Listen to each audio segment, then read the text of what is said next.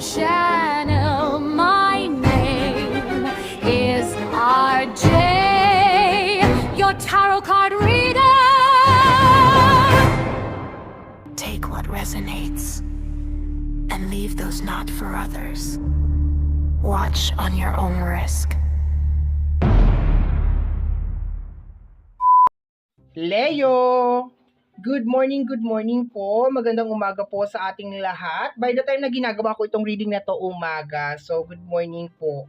So, ang gagawin natin ngayon, my dear, ay welcome pala muna, my dear. Welcome or welcome back, di ba? Hindi ko na alam. Welcome or welcome back sa ating YouTube channel, Facebook page, and TikTok. Yun lang naman ang tatlong social media platform na kung saan nag-upload ako, my dear. My name is RJ,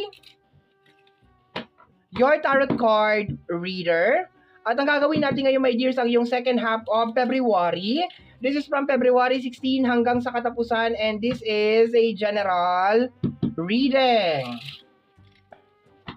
Sa mga gusto pong mag-inquire or mag-avail ng private reading, nasa screen po natin, my dear, yung mga details, information na kinakailangan mo malaman para makontak po yung inyong lingkod, and nasa description box din yan, nasa description box down below din yan, my dear, ng ating video. Okay.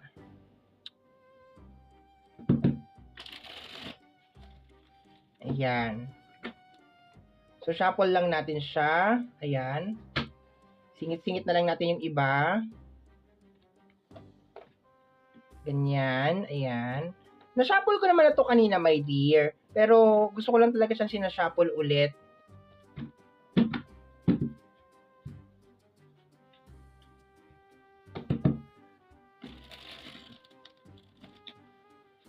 Okay, my dear.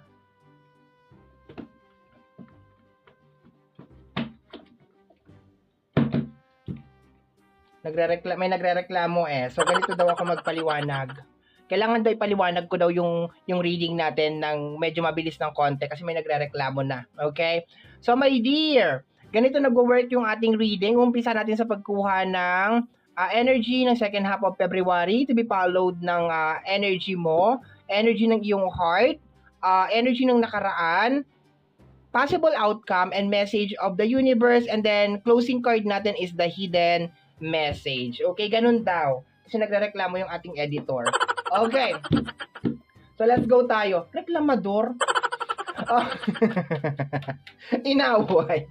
Hindi kasi ang pangit daw kasi nung ginagawa ko. Okay. Energy ng second half of February, we have here the energy of the Four of Cups. Okay. So, sa energy ng Four of Cups, my dear Leo, ito yung, actually, stuck tong card na to eh. Stuck siya because of you decided na may stock. Okay, so, pero hindi mo kasalanan to. Energy to, my dear, na second half of February. So, ano nangyayari dito? Ang nangyayari dito, my dear Leo, is more on parang, gusto mo na, my dear, na parang mag-move on sa isang scenario or isang eksena. Pero may mga bagay ngayong second half, may mga eksena ngayong second half of February na parang nagpapaalala pa rin sa'yo doon sa eksena na yon. For example, di ba yung asawa mo o yung boyfriend mo, this is just only example, my dear, ha? Okay na, di ba nag-move on ka na. Tapos, bigla mong makikita yung kanyang boxers sa CR. Yung mga ganon, di ba? Mga ganon, eksena. Di ba? So, ang mangyayari dito, my dear, sa pagsampa ng second half of February, ayokong i-assume, my dear, na ayaw mo mag-move on. Pero, mag-base lang muna tayo sa energy niya na mayroong mga bagay-bagay ngayong second half of February na parang kaya mo yan, hihila sa'yo, my dear, para hindi ka maka-move on. Yung example ko nga sa'yo kanina, yun na yun, okay? So, let's go tayo, my dear, sa possible na energy mo. Ano nangyayari sa'yo ngayong second half of February? Let me see. Let me see. What is going on? We have here the energy of the Queen of Cups. Okay. Nagkikimkim. Parang ganon. Parang ka nagkikimkim, nagtitimpi. Yun na nakukuha ko dito, my dear Leo. Okay. So, ibig sabihin, parang hindi ka pa talaga 100% na okay. Kaya matitrigger to. Okay? Ibig sabihin parang hanggang hindi mo siguro nakikita yung bagay na yon, okay ka. Like, okay, like, must go on, ganon. Pero pag nandyan na sa harapan mo, parang nananariwa na naman ulit lahat. Yun ang nakukuha ko, my dear. Because you have here the Queen of Cups. Parang kinakaya mo. This is the very understanding na card. Okay? Si Queen of Cups is very understanding na card. Pero ang nakukuha ko is parang hindi ka pa rin talaga 100% na okay. Parang you're trying your best to be okay. And kagaya ng sinabi ko kanina, my dear Leo, pag nag-appear sa harapan mo yung tao na yon o yung sitwasyon na yon, talagang manunumbalik at manunumbalik talaga yung kung ano man yung energy na yon kasi hindi ka pa talaga 100% na okay. Tingnan natin kung anong nangyayari sa heart mo, sa yung emotion. What is going on sa yung emotion? Leo, the Death card. Actually, that card is energy of moving on, moving forward. Tama naman ako kanina sa nakuha ko, my dear. Sabi ko kanina, ayoko naman sabihin na ayaw mong mag-move on. I think gustong-gusto mong mag-move on. Pero, hindi kasi ganun kadali na parang maging okay.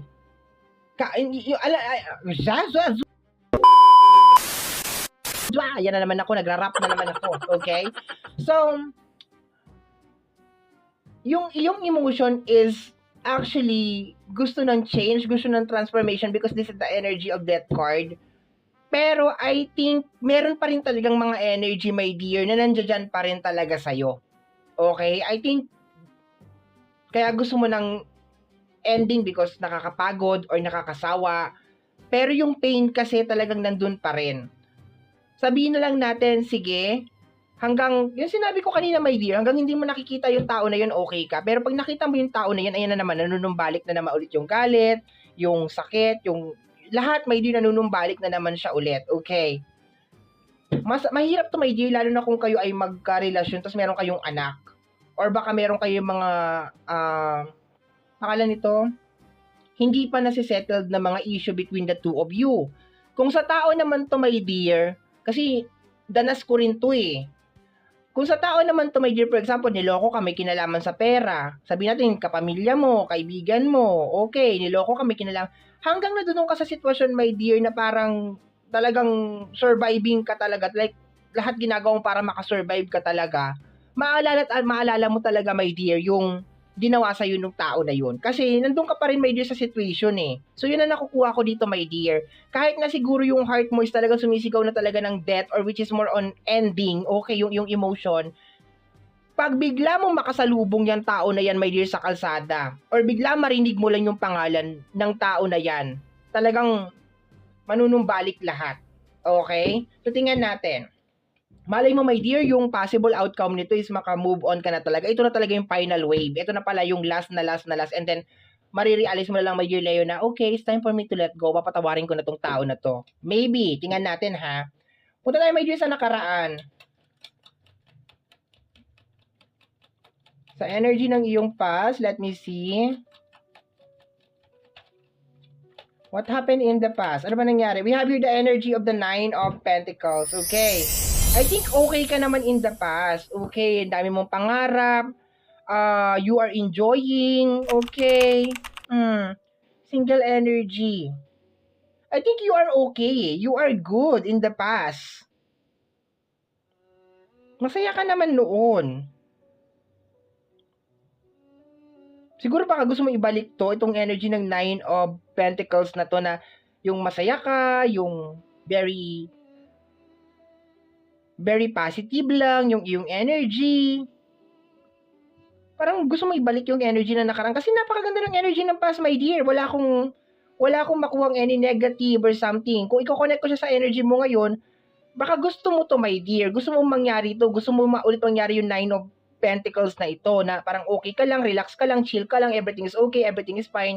Pero the reality, my dear, is like, ang mundo kasi is nagbabago every now and then. Kaya nga 'di ba, pag ako'y nagpa-private reading, lagi kong sinasabi sa mga nire-read ko, hindi po ako naniniwala sa fixed sign or sa fixed energy. Fixed sign. Hindi po ako naniniwala sa fixed energy. Naniniwala ako na araw-araw nagbabago ang lahat, lalo na when you put your heart into it. Pag nilagay mo yung puso mo doon sa bagay na yun, at saka yung determinasyon mo, magbabago at magbabago talaga siya. And mahirap talagang tanggapin na may mga bagay na hindi na talaga mauulit, my dear Leo. Or hindi na talaga maibabalik. Parang yung kagandahan natin at kasikipan natin nung araw. Ay, kung ano na sinasabi. 'Di ba? Yung ating kabataan, 'di ba hindi na maibabalik, 'di ba? Minsan nami-miss natin when we were like 14, 13 kasi maraming mga good memories during high school days, high school life, 'di ba? Pero hindi na natin siya maibabalik.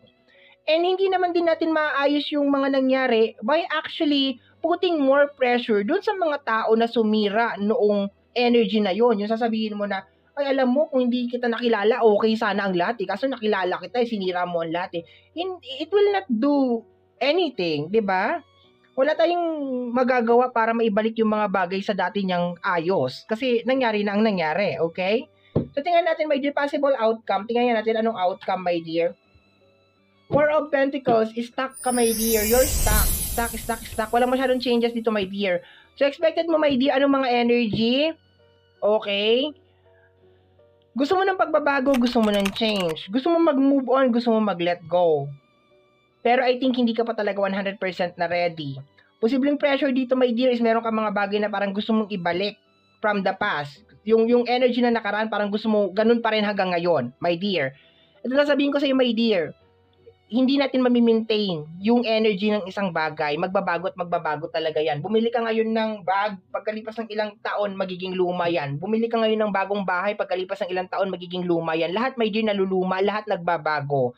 So, I just hope na yung sinasabi ko ngayon is makatulong sa iyo para magkaroon ka na ng acceptance, my dear, na mayroong mga bagay na hindi na talaga natin maibabalik pa sa dati. Nangyari na ang nangyari, okay? Ang ano ko lang dyan is yung experience, yung lesson, yun ang kunin natin, my dear. Okay, tingnan natin kung ano sasabihin sa'yo ng ating mga spirit guide. Pero wala masyadong movement, my dear. Yung energy niya, kasi minsan may di pag nagsasama na naman yung aking waray-waray na na salita sa Katagalog. Agoy, No, pag nagsasabay, okay, ano daw sabi ko? Ayan na naman tayo. Minsan kasi, my dear, yung possible outcome, nababago siya. Minsan kasi process lang to eh. Kailangan mo pagdaanan yung process, my dear, okay? Pero yung outcome, my dear, minsan talaga nagbabago siya. Minsan sinasabi ng outcome na, ay okay na, you will be good, you will be fine. Magiging okay ka na, Leo, makakamove on ka na. Pero Four of Pentacles yan, my dear. I think talagang it takes time para makarecover. Wala din ako may sa lugar para sabihin sa'yo na, oh, everything is okay, everything will be fine, ganito, ganyan. Kasi wala naman ako sa sitwasyon mo. Ang masasabi ko lang, my dear, is meron talaga mga bagay na hindi natin maibabalik sa dati. Once na basag na talaga yan, my dear. Kahit lagyan mo ng maitiban yan, super glue yan, wala talaga tayong magagawa. Okay, anong gusto sabihin sa'yo ng ating mga spirit guide? Pasensya na, my dear, ha? Kung minsan nagra-rap ako. Okay, kasi I'm using multiple language every day. Tagalog, English, 'di ba? Tagalog, English, Waray, minsan multiple English. At pag marami kang language na alam, taroy, Webster Dictionary. Na pag mayroon kang mga kausap na iba't ibang minsan yung iyong pangalan nito, yung iyong salita is nagre-remix. Yun na yun. Okay. Message ay may din ng ating mga spirit guide is the Two of Swords. Okay, stop denying. Stop denying. Yun ang sinasabi lang dito sa energy ng Two of Swords. Hindi mo kayang hawakan to, my dear, for the rest of your life. Hindi mo pwedeng panindigan, my dear, na ayoko magbago yung isang bagay. Hindi mo pwedeng gawin yun, my dear. Na ayokong tumanda, kaya lahat ng aging cream gagamitin ko para manatili akong banat. Dr. Vicky Bello nga, tagtad ng botox, tingnan mo ngayon, di ba, nangulubot pa rin. Di ba? Hindi natin kayang ma-maintain yung mga bagay-bagay. Yung dating relationship na masaya, possible ngayon na hindi na magiging masaya. Yung mga bagay na kinuha sa'yo, starting from material, hanggang sa saya, hanggang sa kabataan mo or something, kung ano yung pinaglalaban mo, my dear, hindi na natin maaayos yan. Okay? Maliban na lang if you will choose to fix it. Okay, yung para bang i-rewind natin siya sa aayusin natin ulit, hindi na, my dear. Aayusin mo siya ngayon by accepting, my dear, that the damage has been done. Nangyari na ang nangyari, my dear Leo. Hindi na natin kayang baguhin. Hindi na natin kayang ayusin yun doon sa nakaraan. Kasi past is past. Okay, noon, Nine of Pentacles ka, possible na you are happy, okay yung pamilya, okay naman lahat, wala namang problema. And then ngayon, parang kabaliktaran lahat na nangyayari. Ganun talaga, my dear. Di ba sabi ko nga sa'yo, every now and then, my dear, sa bawat oras, my dear, sa mundong to, maraming nagbabago. And kailangan natin tanggapin yung, kailangan sumabay tayo, my dear, sa pagbabago. Kailangan mag-adjust tayo. Ang masasabi ko lang sa'yo dito, my dear, is kung alam mong hindi na healthy, hindi na beneficial sa'yo, you need to let it go. Gusto mo ng change. Alam ng heart mo, my dear, na hindi na healthy. So therefore, makinig ka sa heart mo. Okay? Hidden message, mga possible na parating sa iyo, my dear Leo. We have here the energy of the King of Swords, knowledge. Kung walang knowledge, walang power, okay? So, King of Swords is very, very smart, okay? Possible na nagkakaroon ka ng mga awakening, my dear, realization, my dear, sa mga bagay na dapat mong hawakan at mga dapat mong i-let go, okay? Mga bagay na dapat mong i-keep at mga bagay na dapat mo nang itapon at ibasura.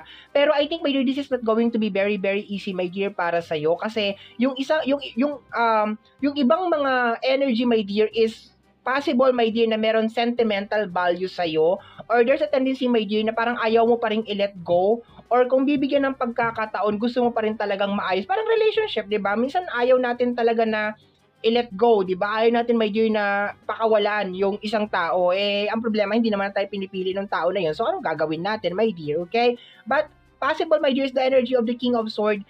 You will be blessed by the knowledge, okay, ng ating buong may kapal, the energy of the King of Swords, about dito sa mga bagay na dapat mo nang i-let go at mga dapat mong i-keep pa rin sa buhay mo sa ngayon. Okay, nasa sayo pa rin yan, my dear, kung tatanggapin mo or hindi yung mga message or yung mga awakening, my dear, na daladala ni King of Swords. It's time for of Swords, my dear, it's time for you, my dear, to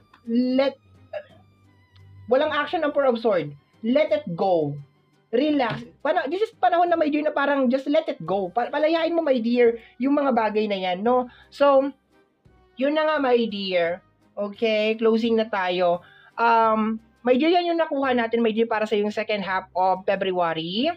I hope and pray na nakatulong sa'yo itong reading na ginawa natin.